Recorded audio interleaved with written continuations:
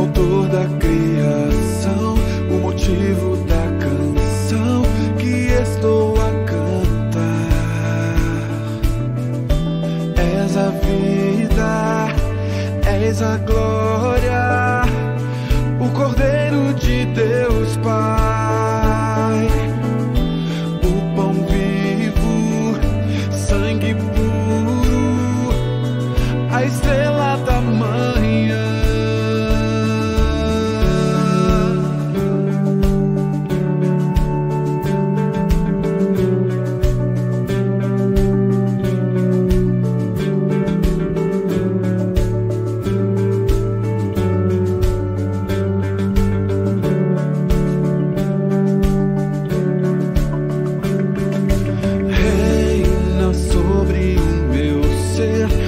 Sobre o meu viver e sobre o meu lar.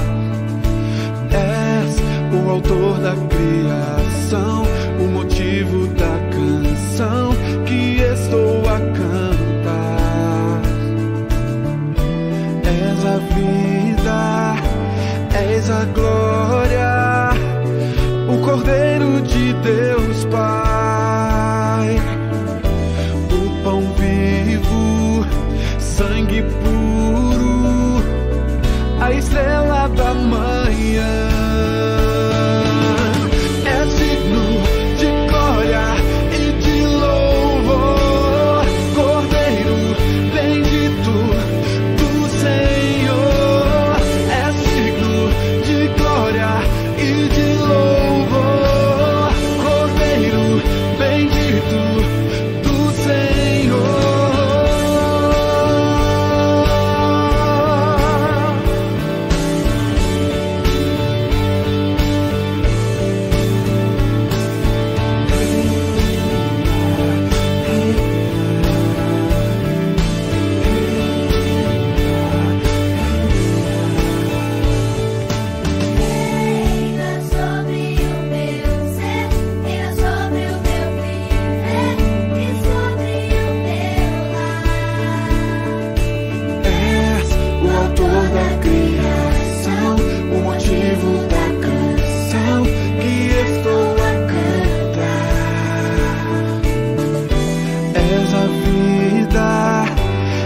A glória, o Cordeiro de Deus Pai, o pão vivo, sangue puro, a estrela da manhã.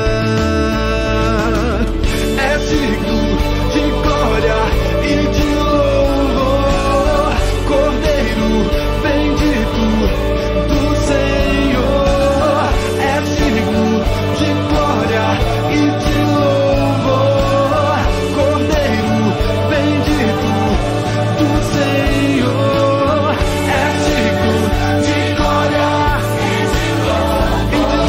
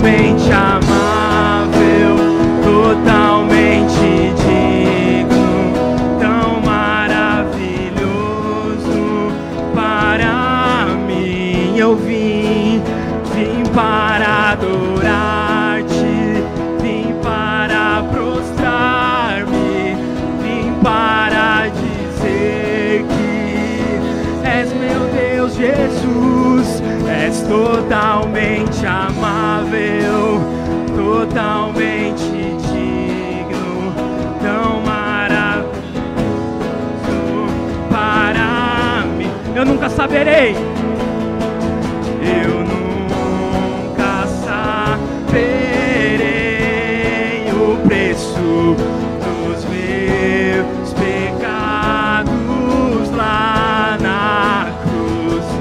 Eu nunca saberei o preço dos meus pecados lá. Nós nunca saberemos, eu nunca saberei o preço dos meus pecados lá na cruz. Eu nunca saberei o preço dos meus pecados lá na cruz. Nós viemos te adorar, Jesus, vim para adorar-te, vim para dizer que és meu Deus, és totalmente digno, tão maravilhoso para mim. Nós viemos para te adorar, Jesus, vim para prostrar-me, vim para dizer que és meu Deus, és totalmente amável, totalmente digno, tão maravilhoso para mim.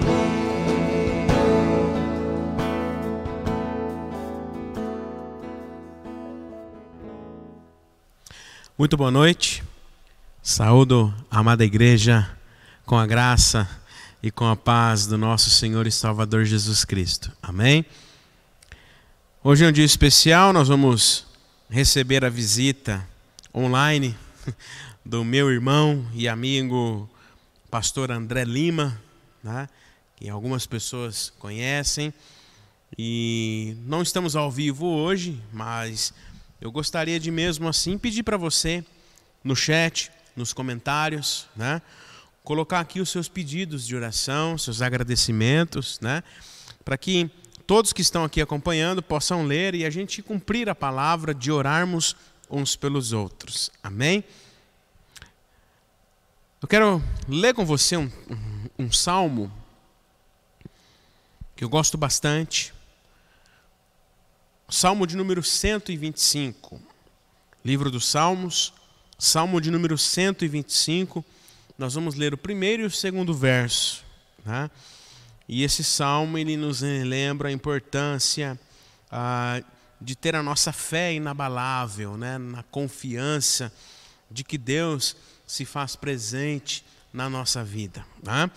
Salmo 125, primeiro e segundo verso, diz assim: os que confiam no Senhor são como o monte de Sião, que não se abala, mas continua firme para sempre. Como em volta de Jerusalém estão os montes, assim o Senhor está ao redor do seu povo, desde agora e para sempre. Amém? Os que confiam no Senhor são como um monte de Sião, que não se abala, não importa as circunstâncias, não importa as adversidades, mas permanecem firmes, porque o Senhor está com ele. Amém? Assim como os montes estão em volta, guardando Jerusalém, protegendo Jerusalém, assim é o nosso Deus com a minha vida e com a sua vida. Ele está à volta, nos guardando e nos protegendo. Amém? Vamos orar, buscar o nosso Deus. Bondoso Deus e eterno Pai, nós te damos graças por esse dia. E pedimos ao Pai que na ação do Teu Espírito Santo, o Senhor esteja sempre nos mantendo com essa fé inabalável, Senhor. Na confiança firme de que o Senhor se faz presente. De que não importa as circunstâncias, não nos abalemos, mas que possamos nos manter firmes na Tua presença, ó Pai. Porque o Senhor está conosco, o Senhor se faz presente. Queremos agora colocar diante do Teu altar cada irmão, cada irmã que está aqui conectado, cada família aqui representada. Que o Senhor continue a derramar da Tua graça, do Teu amor, da Tua provisão, do Teu cuidado, ó Pai. Pedimos também que o Senhor visite de maneira especial aqueles irmãos que estão enfermos, acamados, aqueles que estão se recuperando, fazendo tratamento. Coloque Sua mão de poder, a Sua mão de cura, Senhor, sobre eles, em nome de Jesus. Seja conosco nesta hora, ó Pai, que cada ato desta celebração seja para a honra e a glória do Teu santo e bendito nome, ó Pai. Nós Te louvamos, Te agradecemos por tudo que o Senhor tem feito e pedimos, ó Deus, também nesta hora, que o Senhor perdoe os nossos pecados. Perdoa, Senhor, as nossas falhas. Perdoa, Senhor, muitas vezes a nossa omissão, ó Deus. Mas que o Senhor continue a se fazer presente, porque apesar de nós, Tu és fiel, Senhor. Nós oramos assim, Te agradecemos, no nome santo e precioso de Jesus. Amém, Senhor, e amém. Louvemos ao Senhor.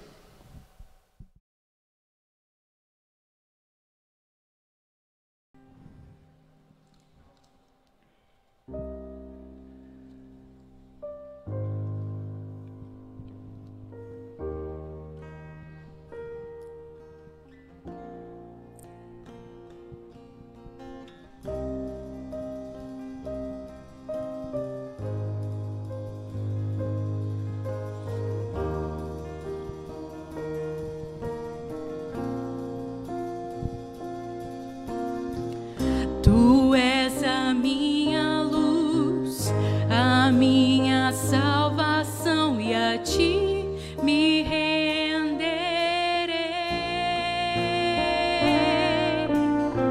Se ao Teu lado estou, seguro em Tuas mãos, eu nada temerei.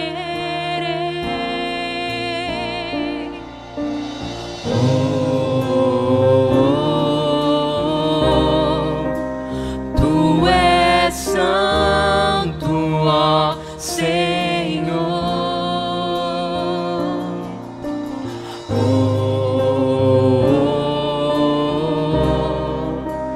Tu és digno de louvor.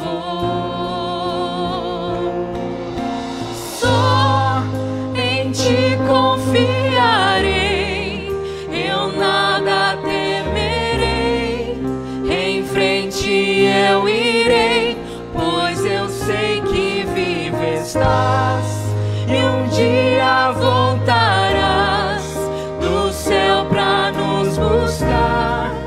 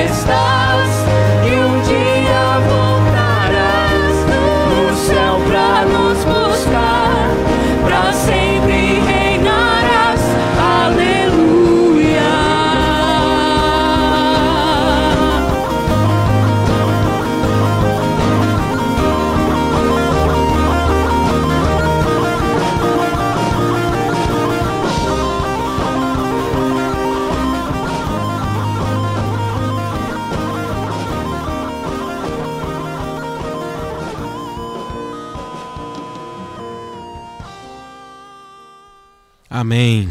Louvado seja Deus. Como eu disse há pouco, hoje nós vamos receber aí a visita, né, online do meu amigo e irmão André Lima, né? Tive o privilégio de ser presenteado por Deus com essa amizade, né? A palavra de Deus nos diz que há amigos mais chegados que o irmão. Certamente André se faz cumprir essa palavra na minha vida, né? Então louvo a Deus pela vida dele e pelo privilégio de ouvirmos juntos agora o recado de Deus através da vida do nosso amigo e pastor André, que está lá em Natal, na terrinha do Lu, pastoreando a primeira IPI do Natal, né? Tive o prazer e a honra de conhecer aquela terra linda, né? Passei uns dias lá com o André e certamente voltaremos, viu, André? Voltaremos aí para passar outro período aí com vocês, né? Para aproveitar um pouco mais desse lugar maravilhoso que Deus preparou aí. Que Deus continue te abençoando no seu ministério. E nós queremos orar agora para que Deus te abençoe e que a palavra venha de encontro ao nosso coração. Oremos. Obrigado, Pai, por este tempo. E agora, na Tua santa presença, colocamos as nossas vidas e pedimos, ó Pai, que o Senhor abra os nossos corações, limpe a nossa mente, para que possamos, através do Teu Filho, pastor André, receber o Teu recado, ó Deus. Que ele seja tão somente, Pai, um instrumento nas Tuas mãos, e aquilo que vamos ouvir, aprender juntos nesta noite, possamos também viver e colocar em prática, ó Pai. Obrigado mais uma vez pela presença do André aqui com a gente, que o Senhor use a vida dele. É o que te pedimos, em nome de Jesus. Amém e amém. Ouçamos a palavra do Senhor.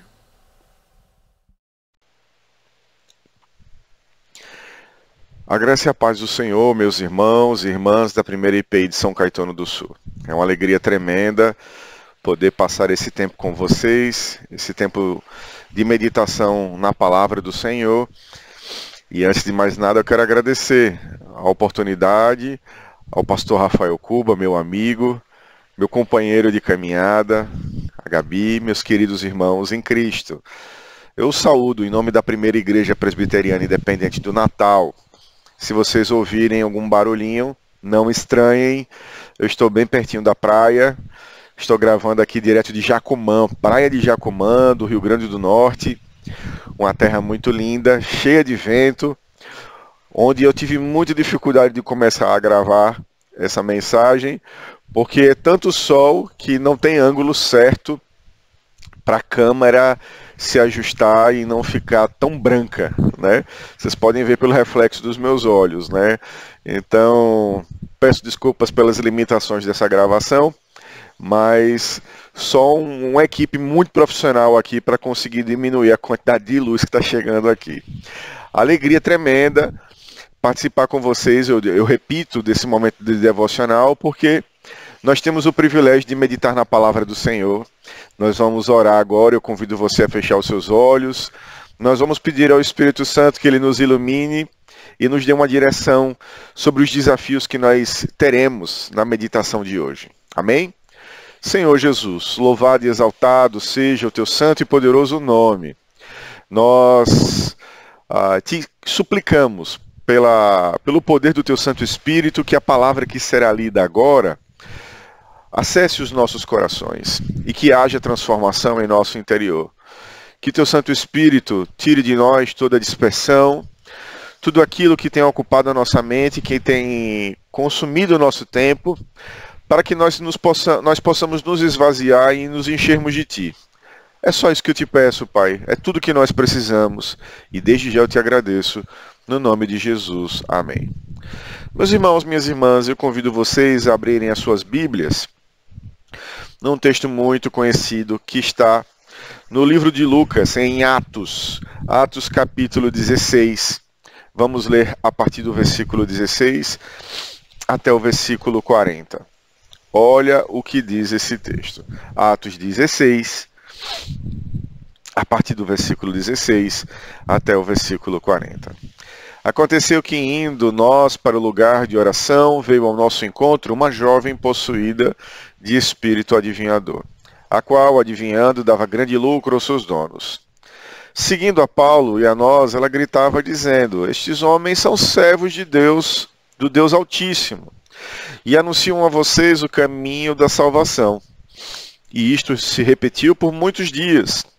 Então Paulo, já indignado, voltando-se, disse ao Espírito: em nome de Jesus Cristo, eu ordeno que você saia dela. E na mesma hora o Espírito saiu.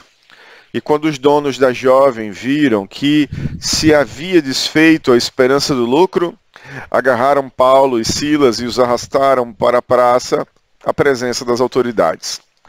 E levando-os aos magistrados, disseram: estes homens, sendo judeus, perturbam a nossa cidade, propagando costumes que não podemos aceitar nem praticar, porque nós somos romanos. Então a multidão se levantou unida contra eles, e os magistrados, rasgando-lhes as roupas, mandaram açoitá-los com varas. E depois de lhes darem muitos açoites, os lançaram na prisão, ordenando ao carcereiro que os guardasse com toda a segurança. Este, recebendo tal ordem, levou-os para o cárcere interior e prendeu os pés deles no tronco. E por volta de meia-noite, Paulo e Silas oravam e cantavam louvores a Deus, e os demais companheiros de prisão escutavam. De repente sobreveio tamanho terremoto que sacudiu os alicerces da prisão, e todas as portas se abriram e as correntes de todos os presos se soltaram. O carcereiro despertou do sono e, vendo abertas as portas da prisão, puxando da espada, ia suicidar-se, pois pensou que os presos tinham fugido. Mas Paulo gritou muito bem alto: não faça nenhum mal a si mesmo. Estamos todos aqui. Então o carcereiro, tendo pedido uma luz, entrou correndo e trêmulo, prostrou-se diante de Paulo e Silas. Depois, trazendo-os para fora, disse: senhores, que devo fazer para que seja salvo? E eles responderam: creia no Senhor Jesus, e você será salvo, você e toda a sua casa. E pregaram a palavra de Deus ao carcereiro e a todos os que faziam parte da casa dele. Naquela mesma hora da noite, cuidando deles, lavou-lhes as feridas dos açoites, e logo a seguir, ele e todos os membros da sua casa foram batizados.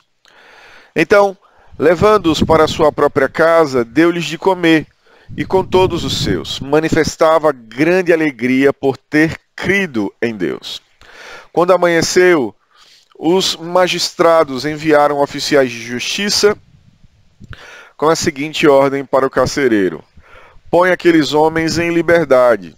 E então o carcereiro comunicou isso a Paulo, dizendo: os magistrados ordenaram que vocês fossem postos em liberdade. Portanto, vocês podem sair e vão em paz. Paulo, porém, lhes disse: sem ter havido processo formal contra nós, nos açoitaram publicamente e nos jogaram na cadeia, sendo nós cidadãos romanos. Querem agora nos mandar embora sem maior alarde? Nada disso. Pelo contrário, que eles venham e pessoalmente nos ponham em liberdade. Os oficiais de justiça comunicaram isso aos magistrados. E quando estes souberam que Paulo e Silas eram cidadãos romanos, ficaram com medo. Então foram até eles e lhes pediram desculpas. E relaxando-lhes a prisão, pediram que se retirassem da cidade. Tendo saído da prisão, Paulo e Silas dirigiram-se para a casa de Lídia, e vendo os irmãos, os animaram e depois partiram. Amém? O que é que me chama a atenção nesse texto? Para você entender o que é que Lucas está descrevendo, é importante você perceber que Lucas ele não tem a mesma compreensão que eu e você temos sobre o nosso papel como servos de Cristo. Perceba, se você abrir o Evangelho de Lucas, lá no final, no capítulo 24, você vai ver ele escrevendo o quê? Lá no versículo 51. Aconteceu que, enquanto os abençoava, ia se retirando deles, sendo levado para o céu. Então, eles adorando, voltaram para Jerusalém cheios de alegria e estavam sempre no templo louvando a Deus. Lucas, ele tem uma capacidade peculiar de perceber as coisas no seu próprio tempo e não como nós, 2000 anos depois, sobre o nosso papel, né? Ele consegue distinguir as palavras, mas também as tarefas que são deixadas pelo Senhor Jesus Cristo, as incumbências, no dia que ele subiu aos céus.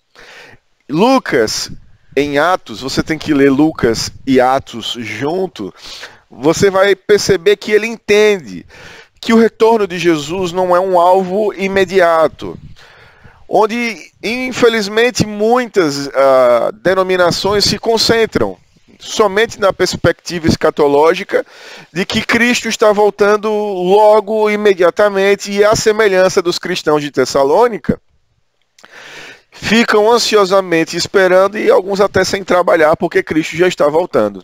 Não. Ele entendeu, Lucas entendeu, isso deixa claro para mim nas descrições em Atos, que antes do retorno de Cristo, existem e existirão acontecimentos que são de máxima importância para a igreja, onde todos nós somos convidados pelo Senhor para participar deste empreendimento no reino de Deus, e por isso, todos nós, sem distinção, devemos empregar todas as forças. Por isso, que Lucas ele começa a descrever a expansão do próprio Evangelho de Jerusalém até os confins da terra. Em Mateus capítulo 24, versículo 14, você vai ver a descrição de Mateus dizendo: será pregado este Evangelho do reino por todo o mundo para testemunho a todas as nações e então virá o fim. Ou seja, o que para nós é óbvio, pelo menos deveria ser óbvio, de que nós temos tarefas para realizar enquanto ele não vem, para Lucas foi uma descoberta e um fato que precisava ser narrado. Ele precisou escrever para que todos compreendessem que Jesus, mesmo tendo ascendido aos céus, ele continua agindo, ele continua ensinando através dos seus mensageiros, através das suas testemunhas, através do próprio Espírito Santo. E por isso, o Espírito Santo é a base das histórias que são registradas em seu livro de Atos. Essa história que nós acabamos de ler, da expulsão do demônio dessa jovem que era explorada comercialmente e da prisão de Paulo e Silas, não é uma ocorrência única e ela tem uma relação muito interessante com outros atos do Espírito Santo no meio dessa comunidade cristã que está surgindo em Atos. Em Atos, você, meu irmão, minha irmã, é levada a conhecer uma série de conversões. Uma série. Você pode ver, por exemplo, no capítulo 8, versículo 5, a conversão dos samaritanos. É preciso destacar que quando explode a perseguição em Jerusalém, todos, exceto obviamente os apóstolos, eles foram dispersos pelas regiões da Judéia e da Samaria. E aí lá em Atos capítulo 8, versículos 5 e 6, você vai ver que Filipe, ele foi à cidade da Samaria e ele anunciava Cristo ao povo dali. As multidões unânimes davam atenção às coisas que Filipe dizia, ouvindo-as e vendo os sinais que ele fazia. Alguns versículos depois, no versículo 38, você vai ver que depois de Filipe sair aí por Samaria, pelas regiões da Judéia, e fazendo sinais, Filipe ele vai se encontrar no versículo 38 com um etíope. Diz o texto: um anjo do Senhor disse a Filipe: levante-se e vá para o sul, no caminho que desce de Jerusalém a Gaza. Este se acha deserto. Filipe se levantou e foi. E havia um etíope, um eunuco, alto, oficial de Candace, rainha dos etíopes, o qual era surpreendente superintendente de todo o seu tesouro. E no versículo, eu li os versículos 26 e 27, no versículo 38, você vai ver Filipe descendo a carruagem com o eunuco, batizando o eunuco. Você vai ver a mesma coisa acontecendo com Saulo. A ação do Espírito Santo, trabalhando na conversão de pessoas. Saulo no capítulo 9, versículo 6. Você vai ver Lídia no capítulo 16, versículo 14. E aqui nesse texto que eu escolhi para a nossa meditação, nesse capítulo 16. Por isso, Lucas ele precisa ilustrar de maneira clara o poder natural de Deus sobre todas as coisas, sobre todas as pessoas, independente do seu poder, independente da sua classe social, independente do seu status. Isso significa, inclusive nesse texto que nós acabamos de ler, que Deus tem poder sobre demônios, né? E isso não acontece mais através da voz de Jesus, isso está acontecendo através dos seus discípulos. E por isso, Deus, através dos seus discípulos, tem a capacidade de trazer libertação, ele tem a capacidade de trazer cura e também de trazer conversão, salvação para todos os que creem. Esse texto, resumidamente, ele trata sobre isso. Mas tudo começa quando Paulo e Silas encontram uma escrava, como diz as Escrituras, uma jovem possuída de espírito adivinhador, a qual, adivinhando, dava grande lucro aos seus donos.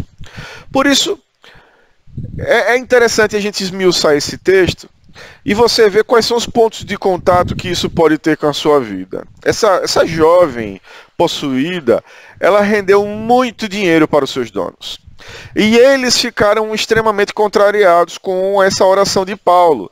Quando ele liberta ela do seu espírito, desse espírito que dá a ela o poder de prever, ele acaba provocando um sério prejuízo para os donos dessa escrava, né?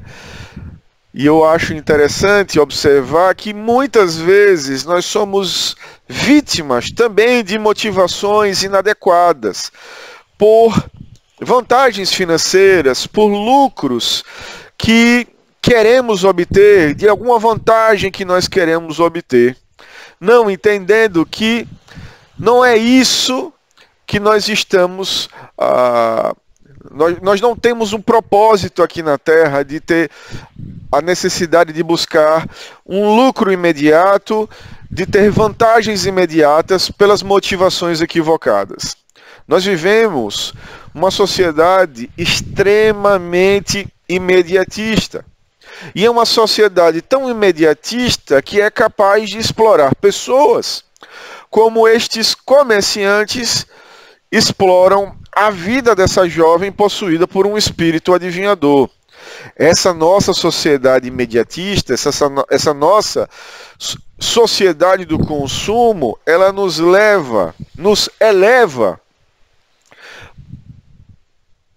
a nossa ansiedade. Nós vivemos mudando de temperamento, nós vivemos estressados por causa do nível de ansiedade que nós somos provocados a ter. Por exemplo, já se foi a época em que um jovem estudante queria, na faculdade, pagar para trabalhar. Eu falo isso porque agora com 40 anos, hoje eu completo 40 anos, eu faço a comparação da minha geração com a geração que eu estou vendo chegar aí. É gente que está entrando na faculdade e que já pensa em um lucro absurdo, já pensa num padrão de vida elevadíssimo. Quando os meus pais, há 51 anos atrás, casaram com um colchãozinho de chão, uma moringa de gargalo quebrado e um fogãozinho jacaré. Para quem não sabe, o fogãozinho jacaré era um fogãozinho desse tamanho com duas bocas, né? Ninguém quer batalhar para começar. Não. Nessa geração que eu vejo muito imediatista, esses jovens não admitem ganhar menos do que aquilo que eles merecem julgar, né? E eu fico preocupado com isso. E quando se trata da igreja, pior ainda. Encontros, reuniões, acabam ficando em segundo plano por motivos de lucro. O mesmo motivo que deixou esses comerciantes exploradores contrariadíssimos, né? Ou seja, se surgir algum bico, se surgir algum trabalho, se surgir alguma oportunidade de trabalho no domingo, que é o tempo que a maioria dos cristãos reservam para ter o seu momento com Deus, eles deixam sem preocupação nenhuma de lado as implicações e as consequências de você deixar as coisas de Deus para depois. Ou seja, não estão preocupados com as consequências espirituais de estarem distantes da comunhão dos santos, estarem distantes do ensino da palavra, de estarem distantes do propósito da igreja, né? De nós juntos nos conectarmos ao corpo de Deus e na intimidade com o nosso Deus e com os nossos irmãos, sermos desenvolvidos espiritualmente. Por isso, Deus fica para depois. Deus fica com o que sobra do meu tempo, né? O dia tem 24 horas, as pessoas dormem em torno de 8 horas por dia, trabalham em torno de 8 horas por dia, vão-se já 16 horas. E o que é que acontece das outras 8 horas? Né? Isso serve para mim, isso serve para os jovens que estão ouvindo essa mensagem. Sobra o asseio, as tarefas domésticas e o pior de todos, que é o entretenimento. Por isso, Lucas nos mostra que padrões não somente aprisionam aquela menina, mas aprisionam aqueles comerciantes de um padrão de vida que Deus estabelece para nós. Primeiro, de anunciar o seu reino enquanto ele venha, e de outras disciplinas espirituais, como a própria disciplina do descanso, né?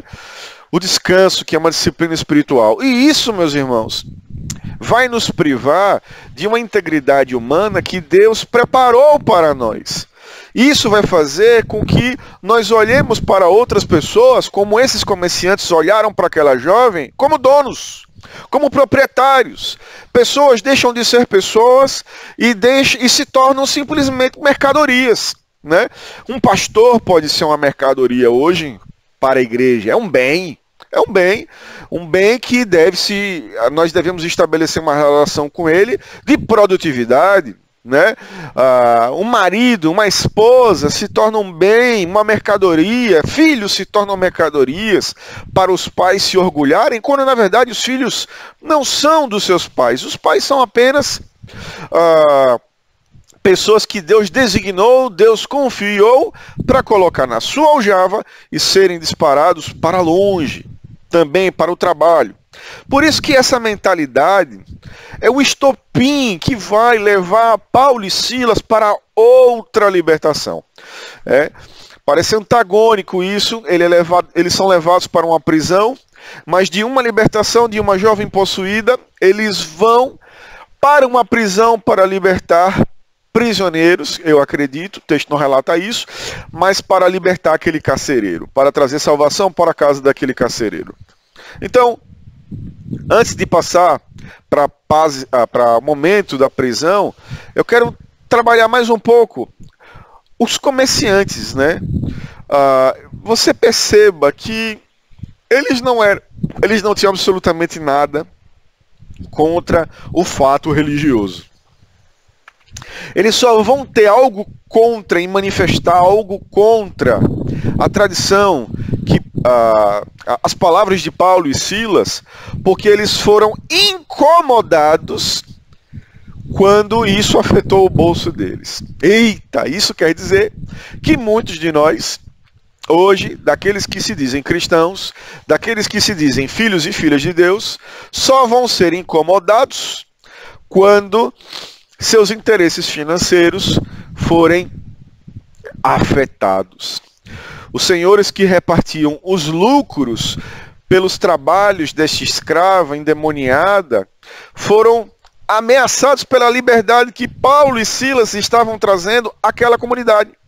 E por isso eles foram levados às autoridades da cidade e os acusaram falsamente por perturbação. Por isso eles são açoitados. Por isso eles são jogados na prisão por libertar uma jovem da escravidão. Irônico isso, né? Então, essa associação de mercadores filipenses levam falsas acusações achando que acabariam com o problema, mas estavam, na verdade, sendo instrumentos na mão do Senhor para tornar aquilo que era ruim em algo excelente, em algo muito bom. Você está passando por algo muito difícil na sua vida? Leve em consideração que Deus tem a habilidade de pegar todas essas coisas difíceis que você está vivendo, como nós vemos nesse texto, em algo excelente, em algo maravilhoso. Somente Ele é especialista em tornar coisas ruins em coisas boas, em coisas muito boas, em coisas incríveis. Por isso que você tem que ser confrontado, meu irmão, na sua jornada cristã, com todos os obstáculos possíveis que forem aparecendo. Isso faz parte da pedagogia de Deus. E a nossa resposta deve ser a causa de Cristo. Nós cantamos com tanto orgulho o pendão real e dizemos, por Cristo, prontos a sofrer. Estamos prontos a sofrer, mas será que realmente nós estamos prontos para sofrer? Será que ao menor obstáculo você se sente tão desestimulado que você pensa em sair da igreja? Será que o menor obstáculo na sua igreja, será que o menor obstáculo no seu trabalho, será que o menor obstáculo na sua própria casa faz você, a sua consciência cristã, pensar somente em consequências ruins? Não deve ser assim. Então, nós somos chamados para, quando nós vermos a adversidade batendo na nossa porta, não tentar fazer o certo apenas, mas entender que a vontade do Senhor, que é boa, agradável e perfeita, está batendo na sua porta. Agora, vamos nos debruçar um pouco mais nesse texto e ver como Paulo e Silas são usados por Deus para ver os obstáculos e transformar obstáculos em oportunidades.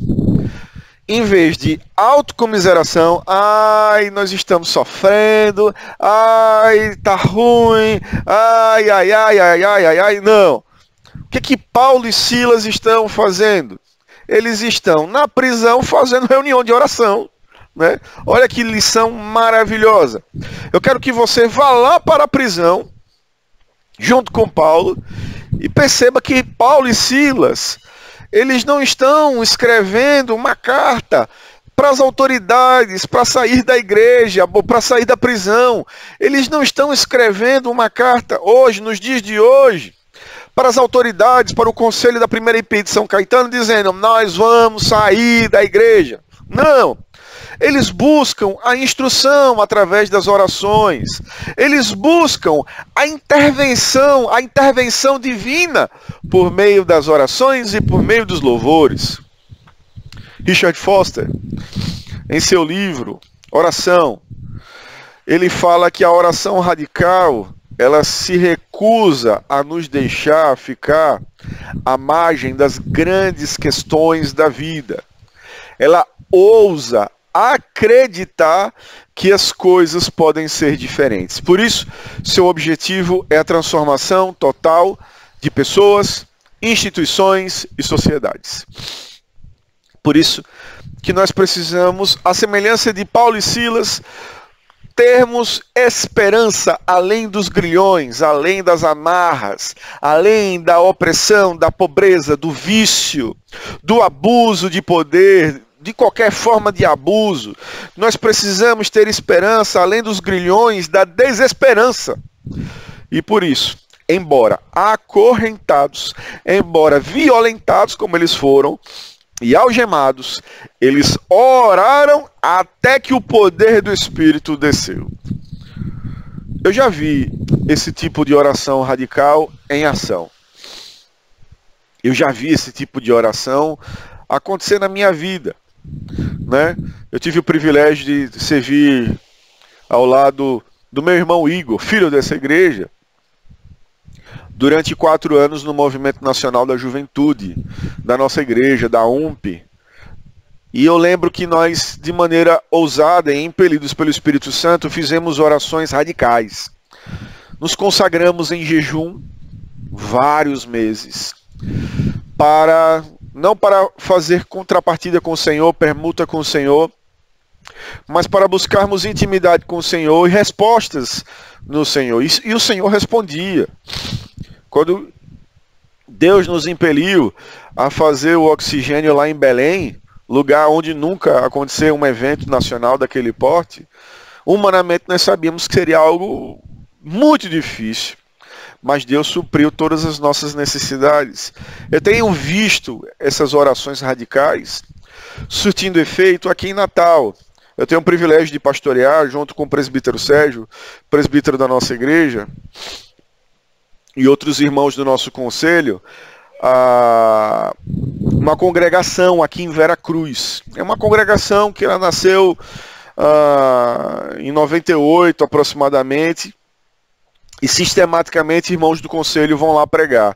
Eu prego, o presbítero Sérgio prega, o presbítero Pedro prega, deu um trava-língua agora, Erivelto, os irmãos se dividem para participar dessas ministrações, mas entrando em contato com o povo de Vera Cruz, que é um povo extremamente sofrido, pobre, numa cidade que fica aproximadamente 1 quilômetro daqui de Natal, nós temos visto as manifestações da queda lá, de maneira muito clara e muito nítida, como, por exemplo, o abandono de pais, como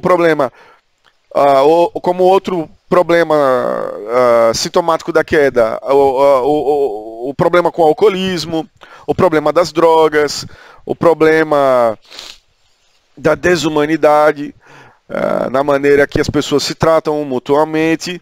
Mas eu tenho visto pais e mães que antes estavam às portas da separação, determinados a criar os seus filhos de uma maneira muito mais decente e respeitável, e vendo o Espírito Santo reconstruir os seus lares. A gente pensa que quando acontece algo de muito grave, muito terrível num relacionamento, ele já está acabado. Mas se o nosso Deus, com uma palavra, ele conseguiu fazer um coxo andar, se ele conseguiu fazer um cego de nascimento, se ele conseguiu fazer aquele que estava podre e fétido há 4 dias, morto, com uma palavra, ressuscitar, imagine restaurar um casamento. Então nós temos visto aqui em Vera Cruz, aqui em Natal, famílias sendo reestruturadas. Eu vi com os meus próprios olhos uma senhora. Nós temos um culto de segunda a sexta, nós abrimos a nossa igreja todos os dias de segunda a sexta, do meio-dia a 1, porque nossa igreja está bem no coração de Natal, bem no comércio de Natal.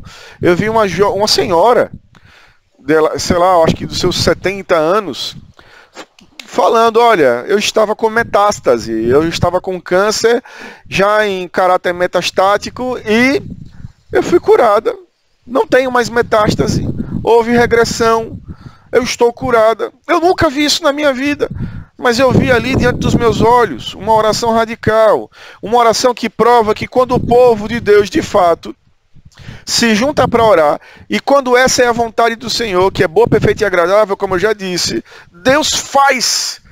Deus tem provisões intermináveis para aquele que está desempregado. Deus tem poder para, do nada, trazer sustento para aquele que se sente agora sem a sua dignidade financeira. A oração radical que Paulo e Silas fizeram na prisão fez com que as portas tremessem, fez com que a terra tremesse, fez com que as portas da prisão das nossas vidas abrissem nesse texto. E é o que ele está nos ensinando nesse texto, é que nunca, jamais, barras de ferro vão fazer prisão na minha vida e na sua vida. Nunca as barras de ferro que serão impostas por chefes, por vizinhos, por perturbadores, vão ser prisão na sua vida. Sabe por quê, meu irmão? Porque você tem Jesus. Por isso, o contrário também é verdadeiro. A liberdade não está relacionada quando você está do lado de fora das barras. Muitas pessoas estão do lado de fora da prisão, como esses mercadores que aprisionavam essa mulher para explorar essa mulher financeiramente, mercadologicamente, mas sendo eles os prisioneiros dos seus próprios ídolos. Agora, uma vez que Paulo e Silas foram libertados da sua escravidão física, veja que o texto deixa muito claro, eles escolheram permanecer na prisão, porque eles sabiam que eles tinham uma missão ali. Eles sabiam que não podiam partir até que trouxessem liberdade para aqueles que pensavam que já estavam livres. E esse é o caso do carcereiro. O carcereiro achava que estava livre, mas não. Quem estava preso ali era ele. Quem estava preso ali era ele e a família dele. Por isso, quando nós examinamos o elenco dos personagens desse texto, nós descobrimos que Deus pega essa situação e vira a chave, né? Todos aqueles que pareciam livres, os donos da menina de espírito imundo, possuída, os juízes, o carcereiro, agora eles estão todos em suas próprias formas de escravidão. E por isso, no plano de Deus, os presos são livres. E aqueles que pensam que são livres, descobrem que na verdade estão presos. O problema é que somente o carcereiro descobriu que ele estava preso, né? Para o carcereiro, ao saber que os prisioneiros haviam fugido, o seu primeiro pensamento foi: eu tenho que me matar, porque ou vou me matar, ou eu vou sofrer uma grande humilhação. E a única coisa que veio na cabeça dele foi pensar na própria morte. Quantos ainda hoje, quando passam por um grande momento de aflição como esse que o carcereiro passou, pensam na própria morte? Ah, era melhor eu ter infartado, era melhor o Senhor ter me dado uma parada cardíaca para eu não passar pela humilhação que eu vou passar. Por isso que, infelizmente, a gente fala muito de Covid-19, mas a depressão é uma outra patologia pandêmica, porque muitas pessoas, eu não digo biologicamente, mas emocionalmente, preferem a morte e a vida. Elas preferem o seu próprio cancelamento, se autocancelar, do que o cancelamento da sociedade, né? Eu sei que existem pessoas que, por fatores hormonais, elas têm uma produção muito menor do hormônio da alegria, mas muitos cristãos são voláteis demais e estão entregues às dores de uma maneira absurda, por falta de comunhão com o Senhor, por falta de leitura bíblica, por falta de oração, por falta de consagração, né? E aí, esse carcereiro, ele vê a sua própria derrota e só enxerga a sua própria morte como única solução. Algo que Paulo grita. Paulo grita: não se prejudique, não se mate, não se suicide, porque nós estamos aqui. Por isso, quantas vezes você pensou em sair de cena quando você se sentiu perdedor? Quero que você pense nisso. Quantas vezes você pensou que a melhor coisa da sua vida em determinado momento foi você ter partido? Por isso que é tão importante você meditar nessa palavra, para você lembrar que somente em Cristo nós temos uma vida abundante. Somente em Cristo nós conseguimos olhar para as adversidades e sorrir para elas, porque nós sabemos que quem nos leva para o deserto é o Espírito Santo, a semelhança do que aconteceu com o próprio Cristo. Por isso, você é chamado, minha irmã, meu irmão, para estar do lado daqueles que precisam experimentar essa liberdade, onde esse carcereiro teve o privilégio de ter Paulo e Silas do seu lado.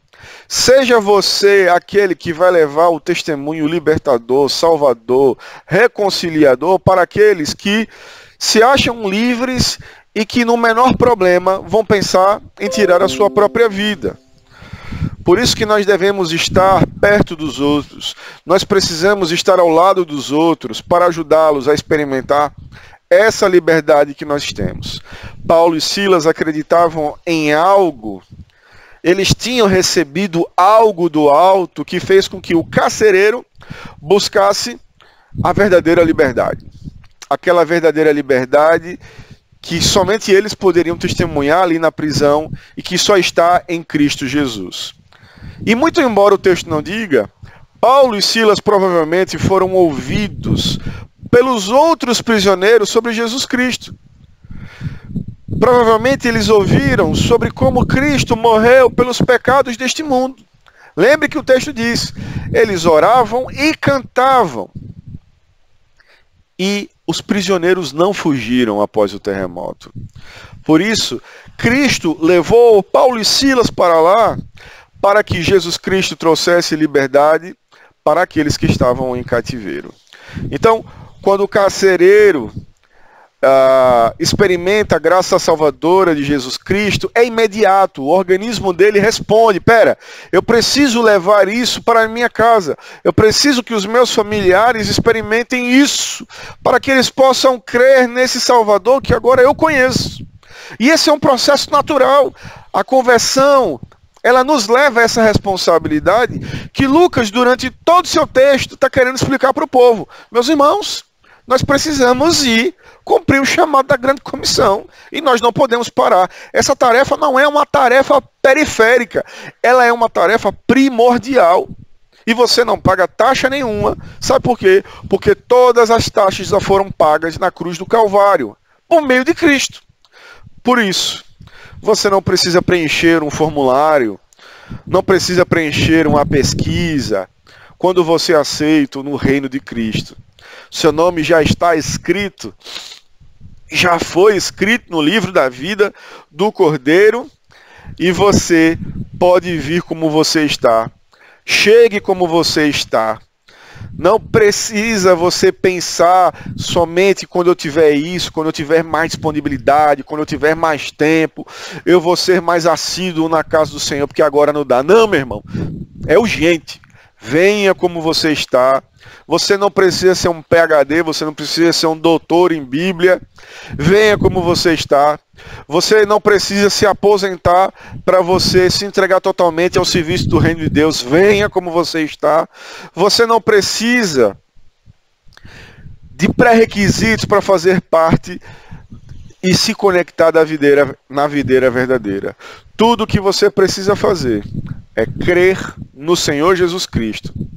E é assim que a palavra diz. E você será salvo. É um privilégio. Mas é um privilégio que traz consigo responsabilidades. Pois é. E a minha pergunta para você, para eu encerrar, é: nesse último ano, quantas pessoas você compartilhou o Cristo que mudou a sua vida? Quantas pessoas você teve o privilégio de estar do lado delas e você disse, não faça nada. Cristo está aqui, Deus está aqui com você, e você apresentou Cristo para essa pessoa de alguma forma, do seu jeito, com a sua simplicidade, com a sua eloquência, com tudo aquilo que Deus lhe deu, com as armas que você tem na mão. Quantos de vocês compartilharam a sua fé de tal maneira que você se entregou para se relacionar com essa pessoa, dividir mais a sua agenda com essa pessoa, assim como Paulo e Silas fizeram, indo para a casa do carcereiro, permitindo que as suas feridas fossem lavadas e batizando cada membro da sua família? Por isso, que a liberdade que Paulo e Silas descobriram em Cristo Jesus, ela precisa ser compartilhada através da sua vida. Faça com que o seu coração, que está cheio, que está satisfeito com o Espírito Santo, transborde nos outros corações que estão no seu trabalho, na sua casa, no meio dos seus. Deixe que o Espírito Santo conduza você pelos critérios dele, pela vontade dele, não pelos seus próprios critérios. E entenda, como Lucas nos ensina, que nós temos privilégios, mas nós temos muito que fazer até que ele venha. Amém? Eu convido você a fechar os seus olhos, nós vamos orar e depois nós vamos encerrar o nosso culto. Senhor Jesus, louvado e exaltado seja o teu santo e poderoso nome. A tua palavra foi lida, a tua palavra foi compartilhada e nós pedimos pelo teu Santo Espírito que o Senhor continue de uma maneira muito gentil, nos desafiando, mas também despertando em nós um sentimento de urgência, de que esse tema, a evangelização, o discipulado, eles não são temas periféricos para nós, são temas que devem fazer parte do nosso dia a dia.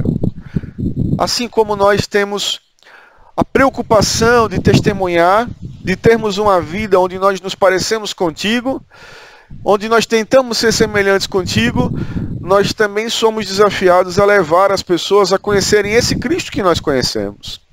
Então, Pai, que no nome de Jesus, nome que está sobre todo nome, que a primeira IPI de São Caetano esteja cada vez mais sensível à tua voz, ao teu chamado, nos desafios, nas adversidades e também nas alegrias.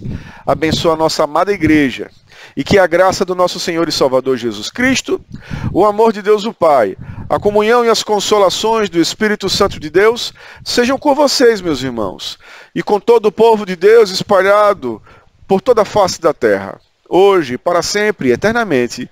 Amém. Que Deus os abençoe, tenham um ótimo restante de semana e uma semana abençoada na presença do Pai. Fiquem com Deus.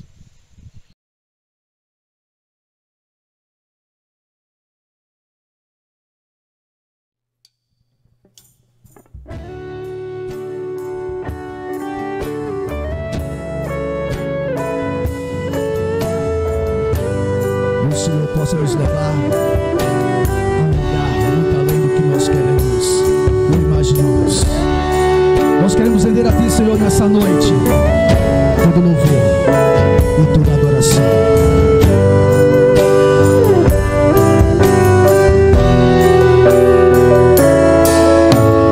Render a Ti